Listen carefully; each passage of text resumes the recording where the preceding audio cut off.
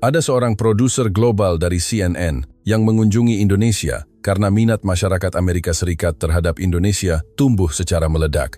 Ia datang untuk merasakan langsung pesona Indonesia dan membuat program acara berdasarkan pengalaman tersebut. Setelah menjalani berbagai pengalaman di Indonesia, wanita itu berkata bahwa di masa depan, Indonesia akan terus memenangkan hati orang-orang di seluruh dunia. Sebenarnya, apa yang dialami wanita itu di Indonesia? Kisah hari ini akan segera dimulai. Halo, saya Jennifer Smith, seorang produser global di CNN. Baru-baru ini, saya menyaksikan fenomena yang sangat menarik, yaitu lonjakan minat yang luar biasa terhadap Indonesia di dalam negeri Amerika Serikat. Awalnya, saya mengira ini hanya tren sesaat. Namun, seiring berjalannya waktu, saya menyadari bahwa ini bukan sekadar tren biasa. Drama seri Indonesia, musik pop Indonesia, Indopop, hingga kuliner Indonesia seperti rendang dan nasi goreng telah menyatu secara alami ke dalam kehidupan sehari-hari kami. Saat berjalan di jalanan, saya bisa mendengar lagu-lagu Indonesia, teman-teman antusias mendiskusikan film Indonesia, dan restoran yang menyajikan sate serta gado-gado semakin menjamur. Namun, meskipun budaya Indonesia begitu kental di sekitar kami, pengetahuan praktis saya tentang Indonesia hampir nol. Tempat seperti apakah Indonesia itu yang bisa membuat begitu banyak orang terpesona? Pertanyaan ini terus berputar di kepala saya. Awalnya hanya rasa ingin tahu sederhana, tapi perlahan saya ingin tahu lebih banyak. Saya tidak ingin hanya berhenti di permukaan tren saja, melainkan ingin merasakan langsung pesona tersembunyi di dalamnya. Jadi, saya membulatkan tekad untuk pergi langsung ke Indonesia. Tentu saja, ada rasa ingin tahu pribadi, tetapi ada juga insting saya sebagai produser. Saya berpikir jika tema ini dijadikan program televisi, pasti akan sangat menarik. Sebuah program yang mengungkap rahasia popularitas Indonesia memikirkannya saja sudah membuat saya bersemangat. Maka, saya mengajukan proposal kepada atasan. Saya ingin merasakan langsung pesona Indonesia dan membuat program berdasarkan pengalaman tersebut. Beruntung, atasan saya juga sangat tertarik, dan proyek ini segera disetujui. Saat memesan tiket pesawat ke Jakarta, hati saya dipenuhi rasa senang dan tegang. Di satu sisi, saya khawatir apakah saya benar-benar bisa menangkap esensi pesona Indonesia. Oleh karena itu, sebelum berangkat, saya berusaha belajar lebih banyak tentang Indonesia. Saya mencari di internet dan membaca buku, lalu menemukan bahwa Indonesia adalah negara kepulauan yang sangat beragam, sebuah tempat dengan sejarah yang dalam, yang mampu bertransformasi dari masa sulit menjadi menara demokrasi di Asia, serta pusat teknologi dalam beberapa dekade terakhir. Bagaimana perubahan drastis itu mungkin terjadi? Saya sangat penasaran. Duduk di pesawat, pikiran saya penuh dengan pertanyaan. Bagian mana dari Indonesia yang begitu menarik banyak orang? Apa yang istimewa dari budaya mereka? Bagaimana semangat orang Indonesia? Untuk mencari jawaban tersebut, saya merasa sangat antusias. Setelah penerbangan selama hampir 20 jam, saya akhirnya mendarat di Bandara Internasional Soekarno-Hatta. Saat turun dari pesawat, saya langsung merasakan sesuatu yang berbeda. Bandara ini sangat bersih dan modern. Wah, inikah kesan pertama tentang Indonesia? Pikir saya. Tapi di saat yang sama, saya merasa ini pasti bukan seluruhnya. Wajah asli Indonesia, budaya dan semangat mereka, serta apa yang membuat mereka berbeda, saya rasa menemukan hal-hal inilah tugas saya. Saya memutuskan untuk menjalani pengalaman ini tanpa prasangka, hanya dengan hati yang terbuka. Saya sangat menantikan segala sesuatu yang akan saya lihat, dengar, dan rasakan. Sekarang kalau diingat kembali, ketidaktahuan saya saat itu mungkin adalah sebuah berkah, karena itu membuat saya bisa melihat Indonesia tanpa bias. Dalam perjalanan dari bandara menuju pusat Jakarta, saya tidak bisa mengalihkan pandangan dari pemandangan di luar jendela mobil. Deretan gedung pencakar langit menjulang tinggi seolah hendak menembus langit. Namun di sela-selanya, saya juga bisa melihat bangunan kolonial tua dan pasar tradisional. Modernitas dan tradisi bisa berdampingan seperti ini, sungguh luar biasa. Setelah tiba di Jakarta, kesan pertama saya adalah kota ini sangat bersih dan penuh vitalitas. Ini berbeda dengan perasaan yang diberikan kota besar seperti New York atau Los Angeles. Jalanannya tertata, orang-orang berpakaian modis dan bergerak cepat, namun yang lebih mengejutkan adalah dalam pemandangan modern itu, tradisi tetap hidup dengan subur. Di pusat kawasan bisnis, terdapat monumen nasional, Monas yang megah, dan di samping bangunan berteknologi tinggi, terdapat kawasan kota tua yang antik. Pemandangan seperti ini belum pernah saya lihat sebelumnya. Setelah menaruh barang di hotel, saya segera turun ke jalan untuk berjalan-jalan. Pemandangan Jakarta yang saya lihat sungguh menarik. Di satu sisi ada toko yang menjual ponsel pintar terbaru. Di sisi lain ada pedagang pasar tradisional yang dengan penuh semangat menyapa pelanggan. Yang sangat mengesankan bagi saya adalah area di sekitar Masjid Istiqlal dan Katedral Jakarta. Di antara gedung pemerintahan yang modern, kedua tempat ibadah yang agung ini berdiri berdampingan secara harmonis, menunjukkan wibawa yang unik. Melihat pemandangan itu, saya bergumam, inilah Indonesia. Berjalan di lapangan Monas terasa seperti masuk ke dunia lain. Bangunan yang megah, taman yang asri, serta suasana khidmat yang menyelimuti, semuanya meninggalkan kesan mendalam seolah-olah melakukan perjalanan waktu. Namun terjadi sebuah kejadian menarik. Saat mengunjungi Monas, saya tidak sengaja bertemu dengan sebuah keluarga Indonesia. Mereka meminta saya untuk memfoto mereka. Saya tentu saja setuju. Setelah memfoto, keluarga itu melihat saya dan bertanya, "Apakah Anda orang asing?"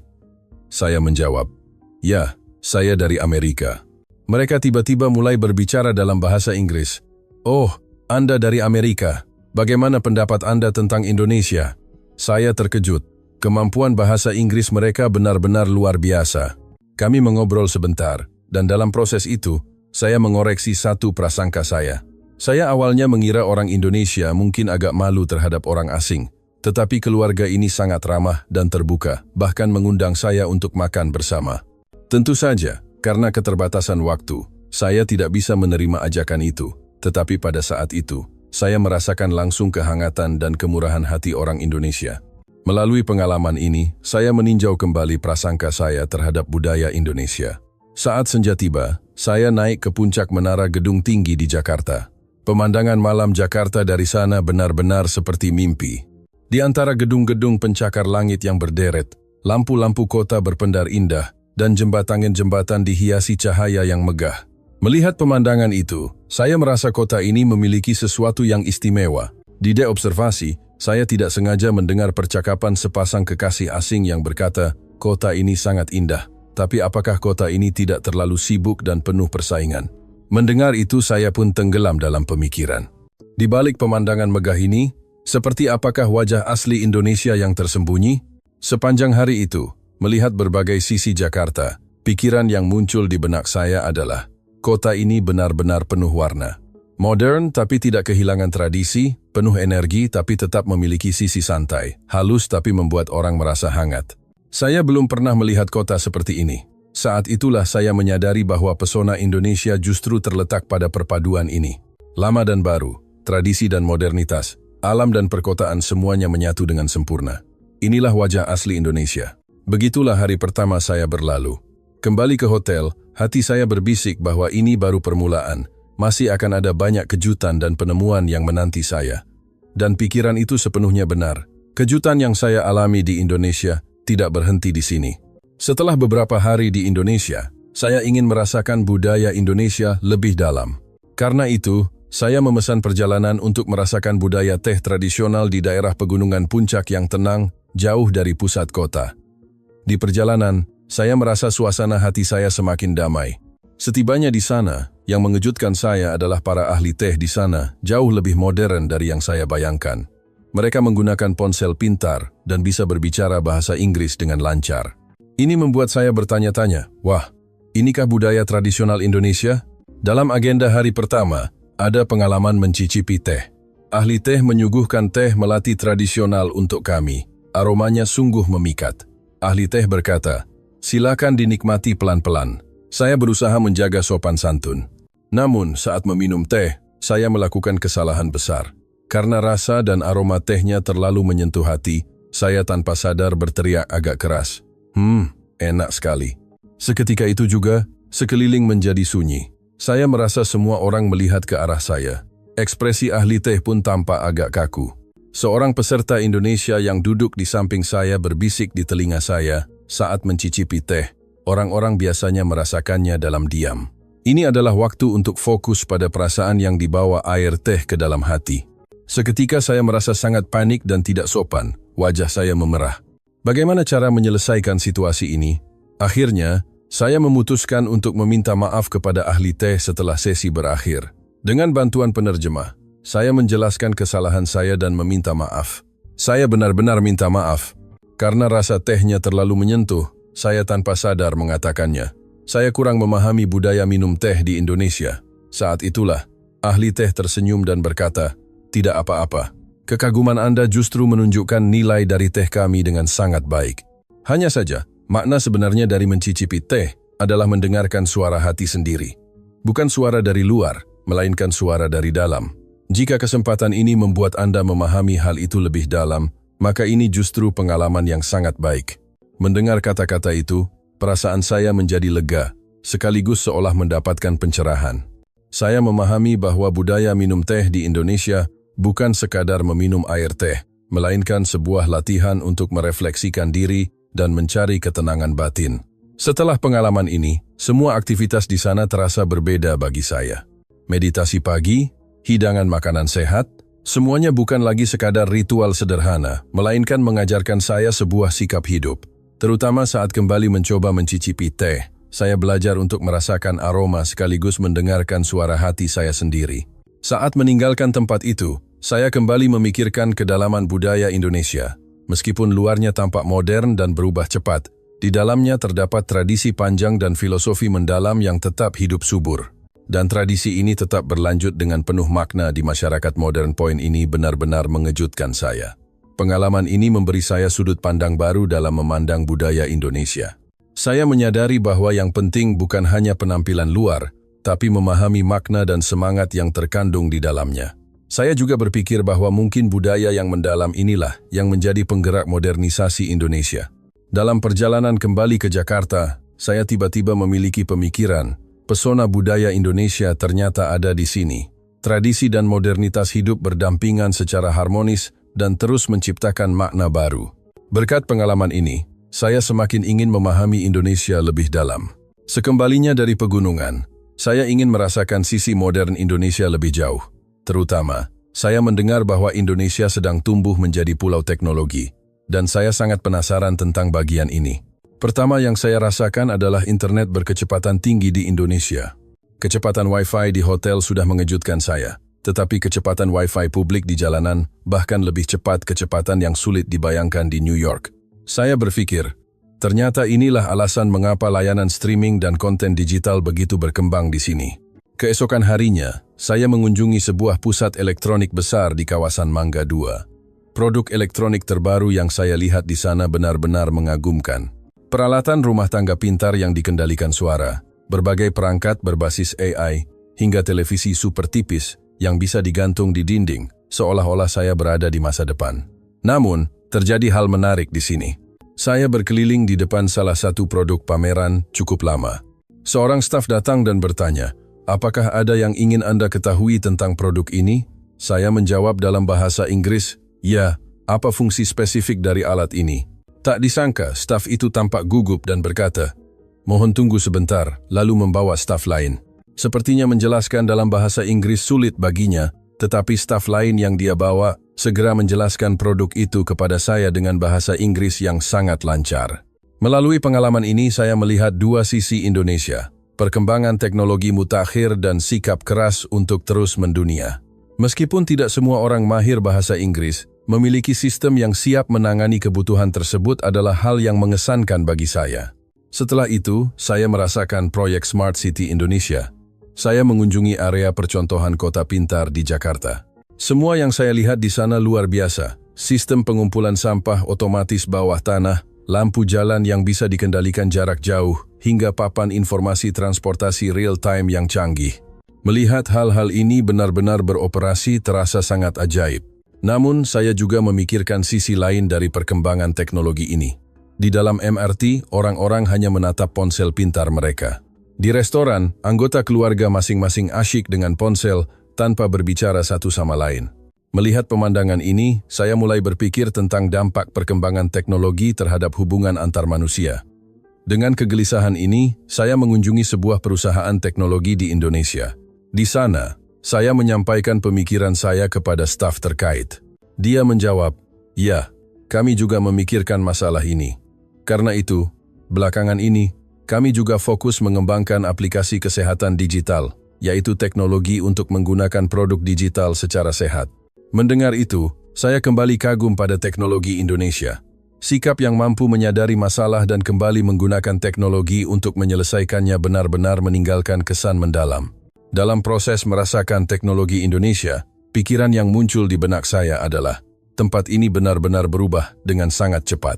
Dan saya merasa yang berada di pusat perubahan itu adalah antusiasme dan imajinasi orang-orangnya. Setelah merasakan teknologi mutakhir Indonesia, kali ini saya ingin mengamati lebih dekat kehidupan sehari-hari masyarakat Indonesia. Jadi, saya memutuskan untuk berjalan-jalan di kawasan pemukiman di Jakarta sendirian tanpa penerjemah. Pagi-pagi sekali di sebuah gang kecil, perut saya tiba-tiba lapar. Kebetulan saya menemukan sebuah warung makan kecil. Masalahnya, menu di sana semuanya bahasa Indonesia tanpa terjemahan bahasa Inggris maupun foto. Saya sangat bingung.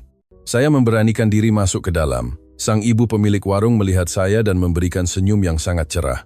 Saya bertanya dalam bahasa Inggris, apa yang enak? Ibu itu tampak agak bingung tetapi segera menjelaskan sesuatu dengan bahasa isyarat. Lalu tiba-tiba memberi tanda tunggu sebentar dan masuk ke dapur. Tak lama kemudian, ibu itu keluar membawa piring kecil berisi beberapa macam lauk, telur pindang, tempe, dan sambal. Ibu itu menunjuk satu persatu dan memberitahu namanya pelan-pelan. Saya berusaha mengikutinya. Akhirnya, saya memesan nasi uduk. Rasanya sungguh lezat. Saat hendak membayar, ibu itu menambahkan lagi sayuran ke mangkuk saya dan bilang itu bonus. Saya terkejut. Seorang pelanggan di meja sebelah menjelaskan dalam bahasa Inggris, itu gratis untukmu dari si ibu. Kebaikan kecil seperti ini benar-benar membuat saya sangat tersentuh. Keesokan harinya, saya pergi ke taman terdekat. Pemandangan di sana juga sangat mengesankan. Pagi-pagi sekali, banyak warga lanjut usia berkumpul melakukan senam bersama. Karena penasaran, saya menonton dari pinggir. Seorang bapak melihat saya dan bertanya, apakah saya ingin ikut? Awalnya saya ragu, tapi saya memberanikan diri untuk ikut. Meskipun gerakan saya kaku, warga di sana dengan ramah mengajari saya. Setelah selesai, mereka bahkan mengajak saya makan nasi kuning bersama. Bagi orang asing yang baru pertama kali bertemu, fakta bahwa mereka bisa menerima saya dengan begitu mudah sungguh mengejutkan. Sambil makan siang dan mengobrol dengan mereka, seorang kakek berkata, jika ada orang asing datang ke tempat kami sangat menyambut mereka, karena kami dulu juga pernah dibantu saat berada di luar negeri. Mendengar ini, saya semakin ingin tahu tentang sejarah Indonesia dan pengalaman mereka. Sore harinya, saya naik MRT ke pusat kota. Di sana pun ada pengalaman yang tak terlupakan. Saat saya sedang bingung melihat peta, seorang anak sekolah menengah menghampiri saya dan bertanya, ada yang bisa saya bantu? Pelajar itu bilang, meskipun itu bukan jalan yang akan ia lalui, ia bersedia mengantar saya sampai ke tempat tujuan. Kami berjalan sambil mengobrol banyak hal. Anak itu berkata, membantu orang yang membutuhkan adalah hal yang wajar. Saya harap Anda memiliki kesan baik tentang kota saya. Ketulusan hati itu benar-benar membuat saya terharu. Menutup hari itu, saya merenungkan kedalaman kehangatan dan keramahan orang Indonesia. Awalnya saya mengira itu hanya kebaikan biasa kepada orang asing. Tapi kemudian saya merasa itu mungkin adalah unsur lain yang membuat Indonesia begitu istimewa.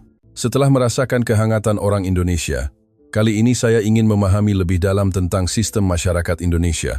Terutama, di balik keajaiban ekonomi Indonesia, struktur sosial seperti apa yang ada di baliknya. Saya sangat penasaran. Pertama, saya memutuskan untuk menyelidiki sistem pendidikan Indonesia. Kebetulan melalui kenalan, saya mendapat kesempatan mengunjungi sebuah SMA. Setibanya di sekolah, yang mengejutkan saya adalah ketekunan para siswa. Dari pagi hingga larut malam, mereka tetap di sekolah untuk belajar. Saya berpikir, wah, pantas saja persaingan pendidikan di Indonesia dikatakan sengit. Namun di saat yang sama, muncul pertanyaan, apakah belajar sekeras ini benar-benar baik? Maka, saya bertanya kepada seorang guru. Jawabannya mengesankan. Ya, kami menyadari masalah sistem ini. Karena itu, akhir-akhir ini, kami berusaha memfokuskan pendidikan pada kreativitas dan pengembangan karakter. Mendengar itu, saya melihat sisi lain pendidikan Indonesia. Kesadaran akan masalah dan usaha untuk memperbaiki, serta keinginan untuk berubah. Saya berpikir, sikap seperti inilah yang mungkin menjadi penggerak kemajuan Indonesia.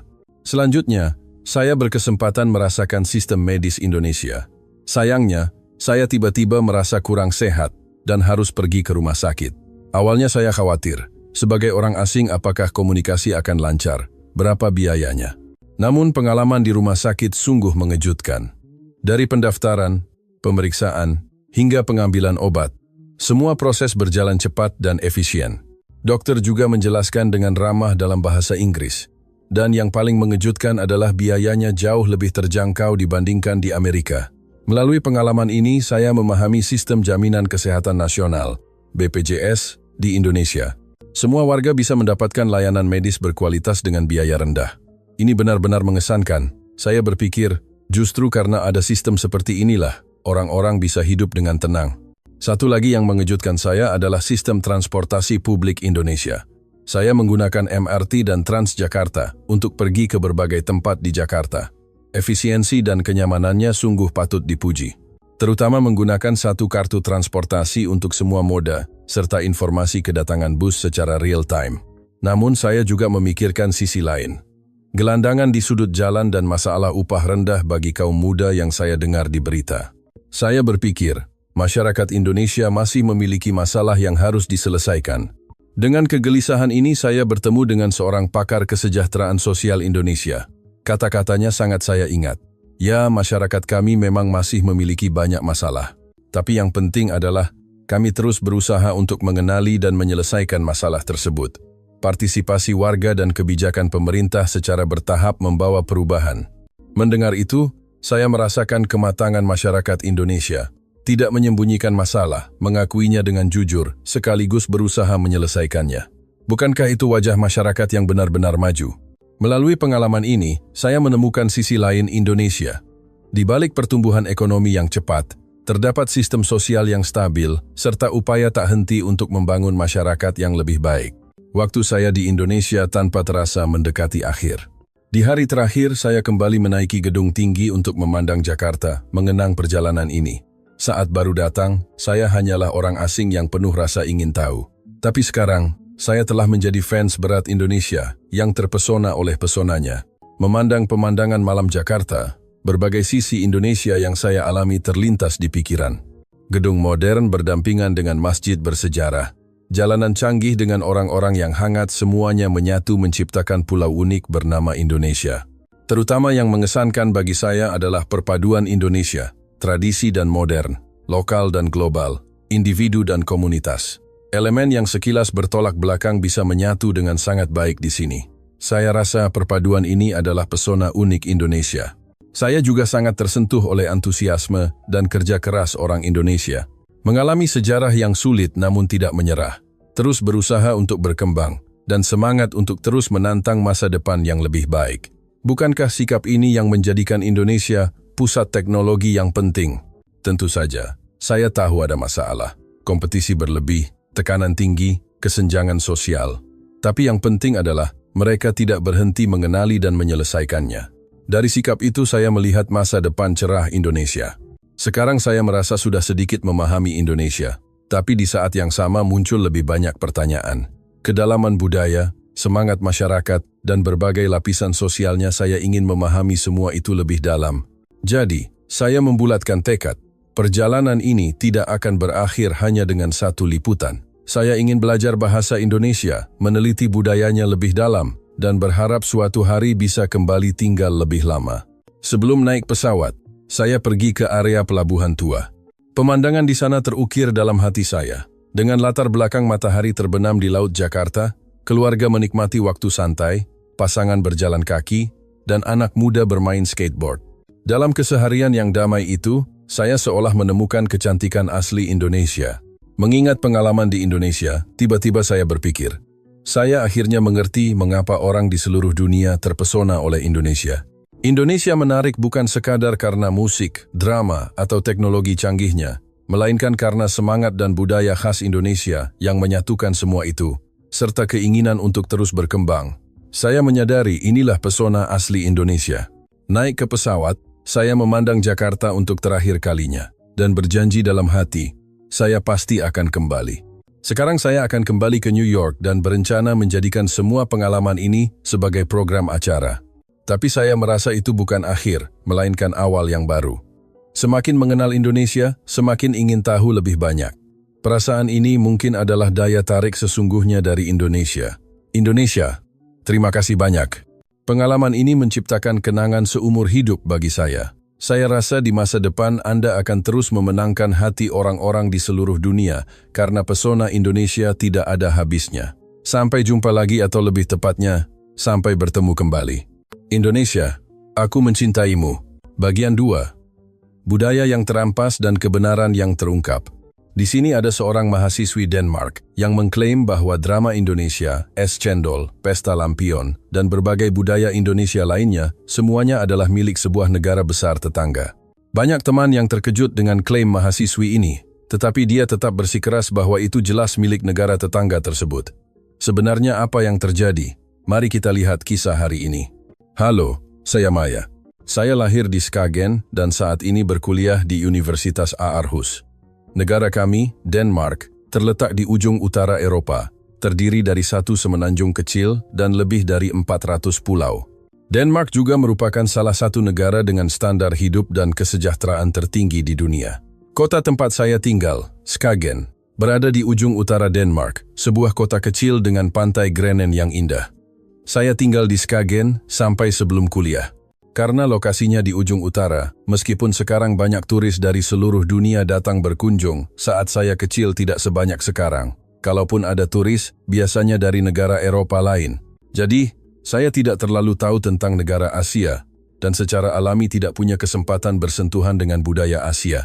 Saat belajar sejarah dunia di SMP, meskipun kami belajar tentang negara Asia Timur, kebanyakan hanya tentang lokasi benua Asia, peradaban kuno negara besar di sana, serta pertumbuhan ekonomi mereka yang pesat. Jadi, tentang negara kepulauan seperti Indonesia, saya hampir tidak pernah mendengar apapun. Saat itu saya hanya tahu, Indonesia adalah negara kepulauan besar di dekat daratan Asia. Begitulah saya masuk SMA dan pertama kali bertemu dengan siswa dari Asia. Teman itu adalah Lili yang berasal dari negara besar tersebut. Ini pertama kalinya saya melihat orang timur yang sebaya dari dekat, rasanya sangat baru. Awalnya bukan hanya saya, banyak teman yang penasaran dengan Lili yang dari Asia, tetapi Lili tidak berhubungan baik dengan teman-teman. Alasannya karena Lili kurang menjaga kebersihan. Rambutnya selalu berminyak, dan jika mendekatinya akan tercium aroma yang kurang sedap. Selain itu, banyak teman yang melihatnya tidak mencuci tangan setelah dari toilet. Di Denmark, budaya mandi kami sangat berkembang. Orang Denmark menikmati sauna bersama, dan mandi sekali sehari di pagi hari adalah hal yang umum. Di musim dingin bahkan lebih sering mandi atau berendam. Bagi orang Denmark, mandi bukan hanya soal kebersihan, tapi juga sarana sosialisasi dan manajemen diri. Jadi teman-teman Denmark selalu bersih. Awalnya banyak yang tertarik pada Lili, tapi karena dia tidak menjaga kebersihan, banyak yang enggan mendekat. Gara-gara Lili, saya pun mulai punya persepsi bahwa orang Asia jarang mandi. Beberapa teman pernah memberi saran sopan agar Lili mandi, tapi Lili malah menunjukkan ekspresi sangat tidak senang dan berkata itu menyinggung perasaannya, lalu menatap teman-teman Denmark dengan pandangan yang tidak mengerti. Meskipun beberapa teman sudah bicara, Lili tetap tidak berubah. Sejujurnya, saya juga tidak suka mendekati Lili. Karena teman-teman menghindar saat Lili datang, Lili mungkin merasa dirinya didiskriminasi secara rasial dan melapor ke guru. Guru berkali-kali menasihati kami bahwa diskriminasi rasial itu buruk dan meminta kami menjaga Lili. Guru bahkan memanggil teman-teman yang menyuruh Lili mandi untuk ditegur. Akibatnya, teman-teman makin membenci Lili. Akhirnya Lili tidak punya teman satupun dan selalu sendirian. Saya pun tidak akrab dengannya. Dalam situasi itulah terjadi hal yang membuat saya dan Lili punya titik temu. Saat saya SMA, platform streaming global baru saja masuk ke kota kami. Melalui platform itu, saya menonton banyak konten dari berbagai negara. Salah satunya adalah animasi berjudul Battle of Surabaya dan drama seri Indonesia yang sangat populer. Drama itu sangat menarik dan menyentuh hati. Pemerannya sangat cantik dan tampan. Saya merasa itu lebih menarik daripada drama manapun yang pernah saya tonton. Saya langsung jatuh cinta. Karena itu konten Asia. Tanpa pikir panjang saya mengira itu adalah drama buatan negara besar tempat Lili berasal. Jadi saya mendatangi Lili dan berkata, "Drama itu sangat bagus. Negara Anda sungguh hebat dalam membuat drama." Saat itu meskipun saya tidak suka Lili, Karena tersentuh oleh drama tersebut, saya mulai memandang Lily dengan cara berbeda. Mendengar kata-kata saya, Lily sangat senang dan mulai membual bahwa negaranya memang sangat hebat dalam membuat drama. Lily juga bilang dia sangat suka menonton drama. Setelah itu kami menjadi akrab karena sering menonton drama bersama. Saya dan Lily menonton berbagai konten, tapi saat bersamanya, kami menonton banyak drama Asia. Suatu hari saat menonton drama berkualitas tinggi tentang isu sosial, saya bertanya, "Bagus sekali. Bagaimana negara Anda bisa membuat drama seperti ini?" Lily dengan bangga menjawab bahwa negaranya memang sangat luar biasa. Melihat sikapnya itu, saya semakin yakin bahwa semua drama bagus itu adalah milik negaranya. Saat itu saya belum pernah mendengar aksen bahasa Indonesia yang khas. Pengetahuan saya tentang Asia sangat kurang, dan saya belum pernah bersentuhan dengan budaya asli Indonesia maupun negara tetangganya. Jadi saya tidak pernah berpikir bahwa itu mungkin drama Indonesia. Sebaliknya, saya merasa budaya negara Lily benar-benar hebat. Gara-gara drama, saya jadi berteman dengan Lily. Teman lain merasa aneh melihat saya berjalan dengan Lily, tapi saya sudah terlanjur tenggelam dalam drama dan merasa bisa menahan aroma kurang sedap dari Lily. Lily tidak hanya cerita soal drama, tapi juga memberitahu saya banyak keunggulan negaranya dan memperkenalkan makanan terkenalnya. Saya mulai berpikir bahwa negara Lily adalah raksasa ekonomi yang jago bikin drama dan punya budaya makan hebat. Begitulah saya lulus SMA dengan fantasi tentang negara tersebut dan masuk ke Universitas Aarhus. Universitas Aarhus berjarak sekitar 5 jam dari Skagen, jadi saya mulai tinggal di asrama. Kampus kami punya perjanjian pertukaran dengan ratusan universitas di dunia. Jadi bukan hanya dari negara tetangga, tapi banyak sekali siswa dari seluruh dunia, termasuk orang Indonesia. Orang Timur yang pernah saya lihat dari dekat hanya Lily. Baru di universitaslah saya pertama kali bertemu orang Indonesia. Siswa Indonesia yang saya temui sangat berbeda dengan Lily. Rambut mereka sama sekali tidak berminyak, teksturnya halus seperti sutra, dan kulit mereka tampak bersih dan segar.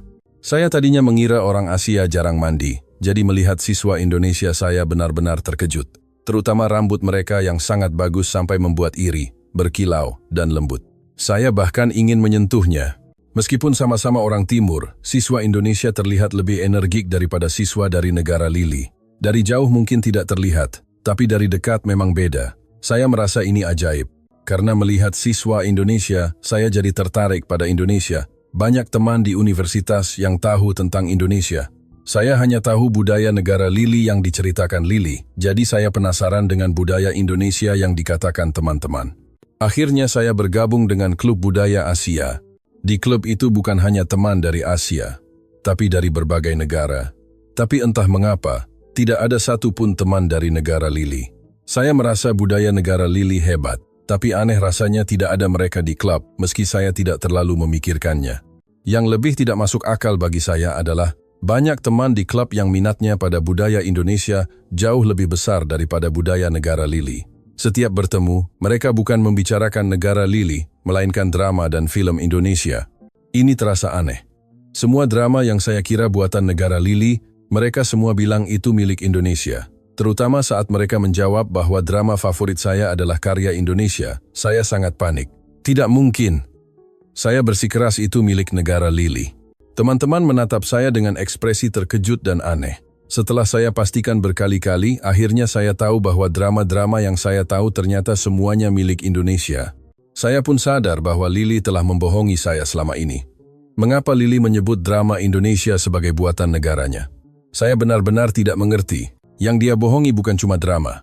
Minuman es dengan mutiara yang sering dia banggakan ternyata adalah es cendol atau boba khas Indonesia. Dia bilang pesta lampion adalah tradisi negaranya, ternyata itu festival lampion di Borobudur.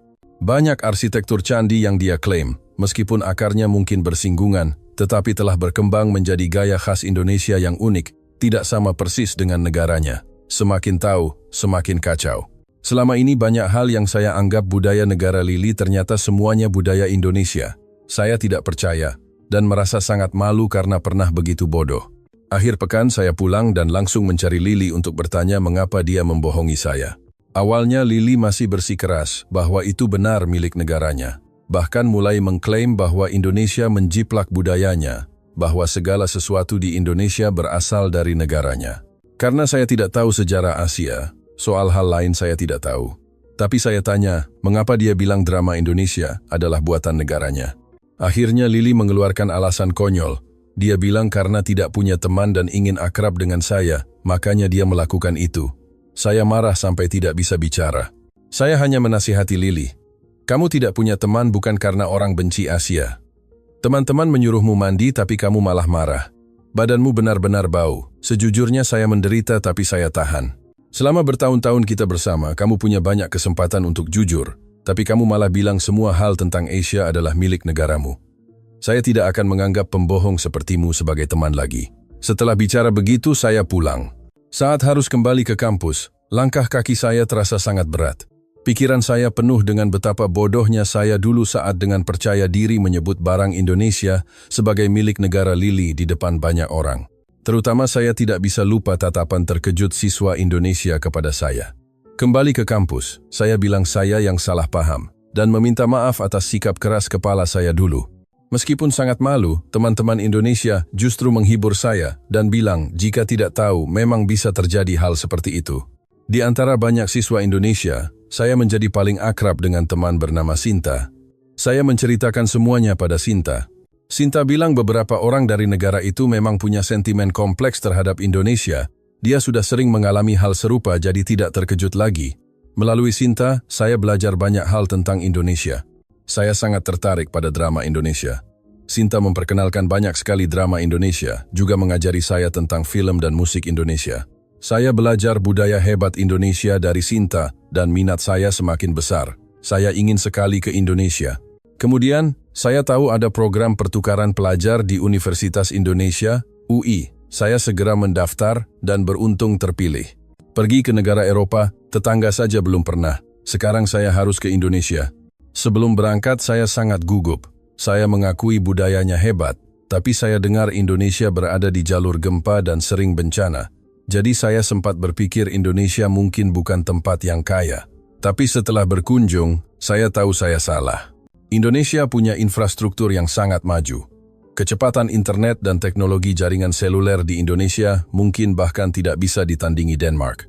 Di mana-mana internetnya cepat, bahkan di bus atau MRT yang sedang bergerak bisa digunakan. Dan Indonesia menjaga perpaduan budaya tradisional dan modern dengan baik. Saya ke Jakarta, mengunjungi kota tua, Monas, dan area pusat kota di mana gedung pencakar langit berdampingan dengan bangunan kolonial. Pemandangannya sangat ajaib. Fasilitas transportasi publik Indonesia juga hebat. Kami orang Denmark kotanya terpencar, hanya pusat Copenhagen yang transportasinya maju. Tapi MRT Jakarta jangkauannya luas, waktunya akurat, dan beroperasi dengan sistem efisien. Terutama MRT dan Transjakarta yang bisa terintegrasi sungguh memudahkan. Dan dibanding Denmark, harganya murah. Yang terpenting, meskipun banyak orang yang menggunakan, pengelolaannya sangat bersih. Hal paling luar biasa yang saya temui di Indonesia adalah orang-orangnya. Teman-teman di UI yang saya temui rata-rata sangat unggul dalam berbagai hal dan sangat rajin. Mereka berprestasi di kompetisi internasional sains, matematika, dan teknik. Banyak dari mereka selain bahasa Inggris, juga lancar bahasa asing lain, dan aktif di berbagai kegiatan olahraga.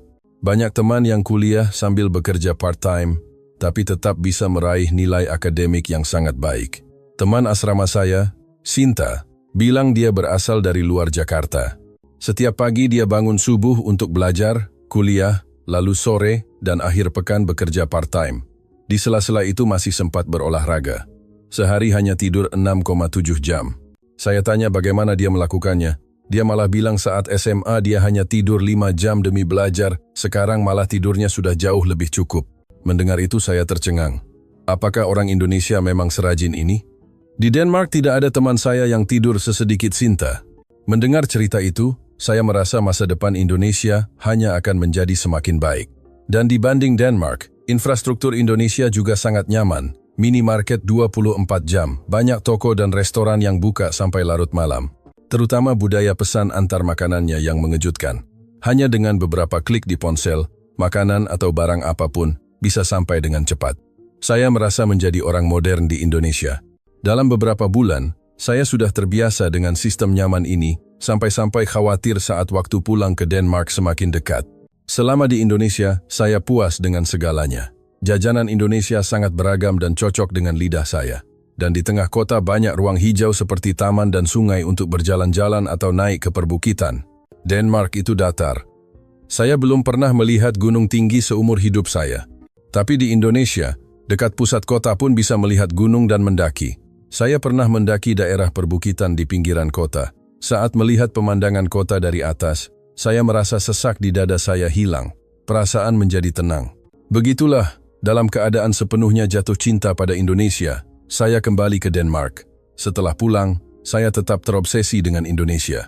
Setiap hari saya menceritakan pengalaman saya kepada teman-teman. Indonesia yang saya alami adalah tempat yang sangat luar biasa. Tapi di Denmark masih banyak teman yang kurang tahu soal Indonesia. Di kampus saya mungkin banyak teman Indonesia. Tapi teman-teman di kampung halaman saya, ada yang seperti saya dulu. Hanya tahu Indonesia sebagai negara kepulauan di Asia, bahkan ada yang tidak punya kesan sama sekali. Saat saya bercerita, mereka semua merasa itu sangat baru dan menarik. Sekarang banyak teman mulai mencari info tentang Indonesia. Saya harap Indonesia semakin dikenal banyak orang. Melihat ada yang menganggap Indonesia tempat tertinggal, saya merasa sedih. Indonesia yang saya alami adalah tempat yang sangat hebat. Jika ada kesempatan, saya ingin tinggal menetap di Indonesia. Kesimpulan, bagaimana kisah hari ini? Produser Jennifer dari Amerika dan mahasiswi Maya dari Denmark memiliki latar belakang berbeda, namun mereka mengalami kisah di panggung yang sama, Indonesia. Perjalanan mereka menunjukkan titik temu tentang kegembiraan dalam mengetahui kebenaran dan runtuhnya prasangka. Jennifer awalnya datang dengan sudut pandang tajam seorang produser untuk mencari tahu rahasia tren Indonesia. Di sana dia tidak hanya melihat produk populer, tapi juga nilai batin di balik gedung tinggi yang berdampingan dengan tempat ibadah bersejarah. Budaya lokal dan pengaruh luar tidak saling bertolak belakang, melainkan saling memperkaya. Saat dia memandang Jakarta dari ketinggian, dia tidak hanya melihat lampu kota, tapi juga kehangatan hidup orang-orangnya yang tidak kehilangan sisi kemanusiaan di tengah kejaran efisiensi. Itulah yang benar-benar menggerakkan hatinya. Di sisi lain, kisah Maya mengajarkan keberanian untuk melihat kebenaran. Awalnya dia tertutup oleh informasi salah, namun dia memiliki kejujuran untuk mempercayai apa yang dilihat dan dirasakan langsung. Kerja keras mahasiswa Indonesia yang dia temui, keramahan ibu kantin yang memberinya makanan gratis, dan sistem yang maju telah meluluhkan prasangkanya seperti salju di musim semi. Apa yang bisa kita pelajari? Pesona Indonesia bukan hanya pada apa yang terlihat, tapi pada apa yang tidak terlihat. Ketulusan untuk membantu sesama, rasa bangga atas peran masing-masing, dan semangat harmoni. Ketenangan yang Jennifer temukan dalam teh dan kehangatan yang Maya temukan dalam interaksi sosial adalah warisan budaya yang dijaga turun-temurun oleh bangsa Indonesia. Di dunia yang terhubung internet namun penuh misinformasi, melihat langsung dan menyentuh udara di sebuah tempat memberikan perspektif berbeda. Kedua wanita ini telah menulis ulang peta di hati mereka. Tidak ada lagi ketakutan akan ketidaktahuan. Yang ada hanyalah persahabatan lintas batas dan rasa hormat pada budaya lain. Pesona Indonesia tidak ada habisnya. Dan bagi siapapun yang merasa lelah dengan rutinitas, cobalah untuk melihat perjalanan mereka. Indonesia akan selalu menyambut dengan senyum yang tidak berubah dan berkata, "Selamat datang." Semoga kisah ini menjadi cahaya kecil di hati Anda. Sampai bertemu di kisah selanjutnya, selamat menjalani hari yang tenang dan hangat.